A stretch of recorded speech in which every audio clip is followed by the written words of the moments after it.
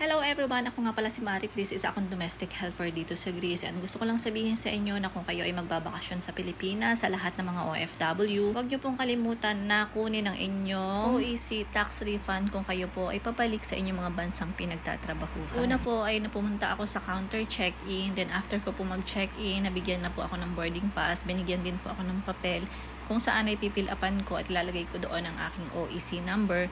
And then, pagpasok ko po sa aking gate, kung saan hihintayin ko yung aking flight, ay doon na po pre-send ko yung papel na binigay sa akin na pinil-upan ko. And then, yun, nakuha ko na po yung 550 na OEC tax refunds. Kasi hindi ko po alam kung pare-parehas po tayo. So, sa Terminal 3 po ako. Basta ganun lang po, lahat po tayo ang alam ko ay makaka-receive ng OEC tax refund, yung mga OFW na pabalik ng bansang pinagtatrabahuhan. At kapag wala naman pong binigay sa inyo na paper na pipil-upan, kayo na lang din po ang magtanong-tanong kung saan nyo po pwedeng makuha ang inyong tax refund dahil lahat po tayo ay qualified na makakuha yung mga OFW. Sayang din po yun, 550 rin. So, yun lang po. Maraming salamat. Bye!